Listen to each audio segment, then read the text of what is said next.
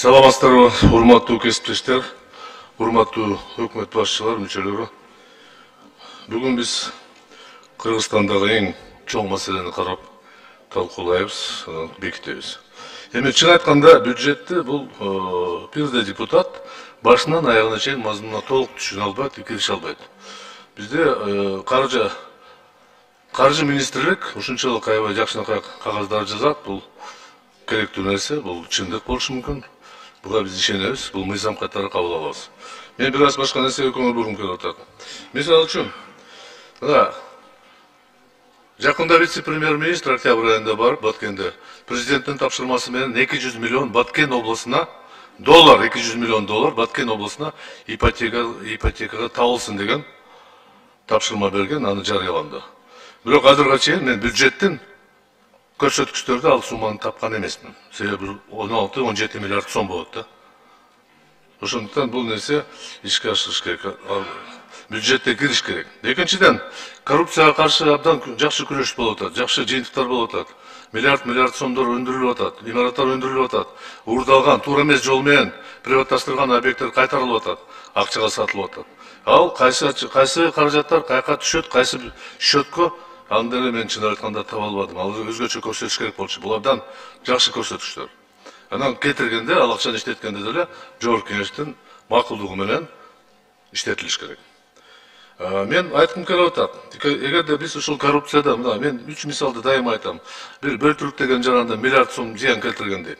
Министерство транспорта миллиард сом зыян келтирген деген доомат коюлган. Мин природага миллиард сомго зыян келтирген деген доомат коюлган. Али бери ал сотко жете элек, миллиард бир гана бөлтүрүк өндүрүп берди, калгандары чечиле элек да. Бул аягына чейин жетиш керек. Миллиард деген бул оңой эмес. Миллиард деген бул 12-13 миллион долларга жакын болот да. Ошондуктан бул бирок ошол мезгилде өкмөттүн ишмердүүлүгү көрсөтүктөрү өзгөрүп атат, бул маселе бар бул жерде. Экономика өскөнү бул объективдүү себептер деле бар. Жалаң депутаттар, министрлер жакшы иштегендиктен эмес, көптөгөн көрсөтүктөр бар. Дүйнөдө ар кандай окуялар болуп атат, жыйынтыгында биз жакшылыкты кандай болсо да, кызыктуу болсо да биз көрүп атабыз. 200 миң, 300 миң автомашина келген кеткен бул биздин тарыхыбызда болгон эмес, болуш да кыйын. Бул ситуация ушундай болуп атат. Биз андан пайда көрүп атабыз, ага жок деп айтпашыбыз керек. Доллардын өзгөрүшү, 5-6 жылдын ичинде өзгөрүшү, ал да көрсөткүчкө таасир берет. Биз бир нерсени эске алышыбыз керек. Бул жерде отурган депутаттар менен өкмөттүн аралыгында эч кандай уруш болбош керек, талаш болуш керек. Бири-бирибизди душман деп, бузуку деген айткан бул эң жеңил айтыш жол. Алар менен сүйлөшпөйбүз, ар кандай сөзгө барбаш керек. Мен үчүн мындай көйгөйлүү тема айткым келип атат да. Акыркы учурда өкмөт тарабынан бир топ кызыктай иштер болуп атат да. Мисалы үчүн, биздин эстеликтерибиз бар. Эстеликтер мыйзам менен корголот. Тарыхый имараттар, тарыхый кандай мурастык бар, ата-бабалардан калган. Биз ошону буздурганга тартипке келтирип калдык. Мына Исыкөл мейманканадан баштап, андан мурда Эркинтой типографиядан баштап, жана Дзержинский Ала тоо маңдайында бузулуп, талкаланып, эми мейли Исыкөл мейманкананын ордуна чоң хан сарай курулду. Баарыбыз элибизге кызмат кылат ал. Жагабы жакпайбы ал кызмат кылат. Бирок жанында турган ВДНХ туура, абдан туура мамлекет кайтарып алды аны. Бирок аны сөзсүз буздуруштун кажети жок. Анын ордуна бизде конференциялар деп аракет кылып атабыз. Кытайлыктар куруп берген резиденция келтирген конференциялар бар да. Ак үйдө конференциялар бар. Мына биздин дели конференциялар бар. Мурунку ак үйдө да бар да. Мен жеке пикирим, андай тарыхый объекттерди буздурбай, аны сактап, оңдоп, балким ошол эле көргөзмө, выставканы кылып, келген кеткен конокторду алып барып көрсөтсө болбой беле? Албетте болот эле. Аз болгонсуп. Мурунку эски аянттагы жайгашкан өкмөттүн үйүнө кант цементный шифрын чыгарган плитка менен чаптап бояп койдук. Мейли ал болуп кеткен. Бирок жанындагы сот жайгашкан имаратында дагы эле ушундай аракет болуп атат. Темирлерди кагып, жана плитка менен жабыштырабыз дейт. Муну коюп койсок, тым койсок эмне болот? Эски калыбына келтирип, бул биздин тарыхыбызда. Эгер биз тарыхка ушундай мамиле кылсак, эртең биздики эмес дейт, кимге биз калабыз тарыхта? Баарыбыз коробка жашаган болбойт. Борбор, айрыкча борборубуздун ортодогу баягы эски объекттердин көбүн сактап, мурунку калыбына келтирип, керек болсо туристтик зона кылып койсок, эмне болбой беле? Акча каражат бар. Ошол эле калды. Аз болгонсуп Панфилов атындагы музейди талкалап жок кылып, 3800 тоннага арматурага алмаштырып атасыз. Мен кечирип койгон 64-кө чыгып биринчи жолу атам, мамлекет жерди арматурага алмаштырганчы. Бул кылмыш. Мен түшүнүгүм боюнча.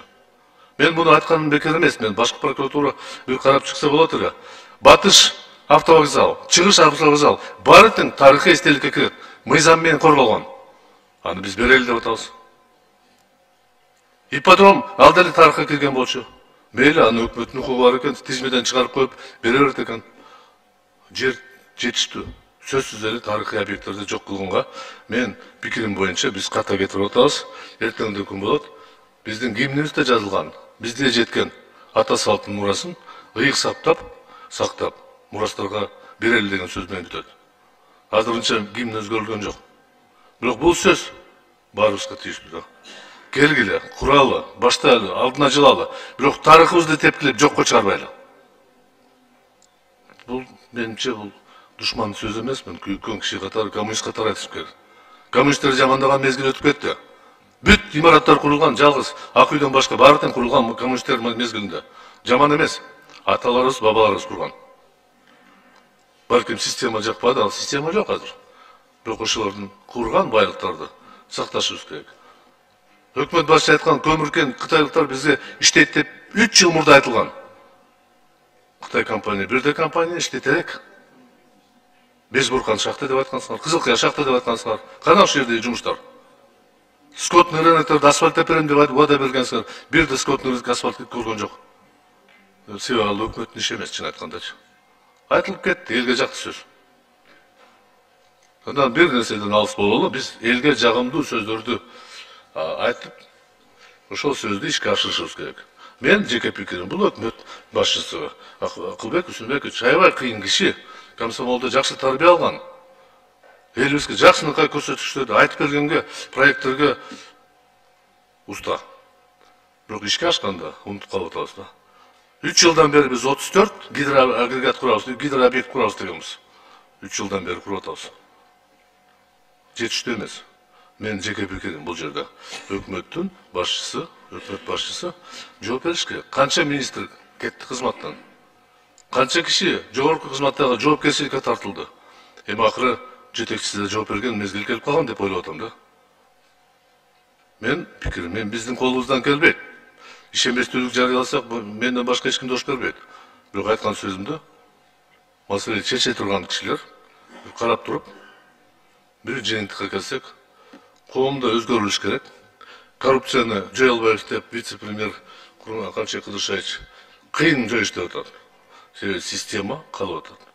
Системаны өзгөртмөйүнчө коррупцияны жоготуш кыйын да. Аны эч ким эч качан жогото албайт. Бирок төмөндөткөнгө, аябай төмөн деңгээлге жеткиргенге жасаса болот да.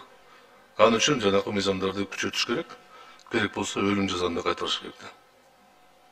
Эми азыр жакшы өзгөрүштөр болуп атат, ал мыйзамды колдошубуз керек да. Урматтуу кесиптештер, мен жеке пикирим боюнча өкмөттүн ишмердүүлүгү жетиштүү эмес. Өкмөттүн башчысы Акылбек Үсүнбековичти жоопкерчилигин карашыбыз керек да. Рахмат.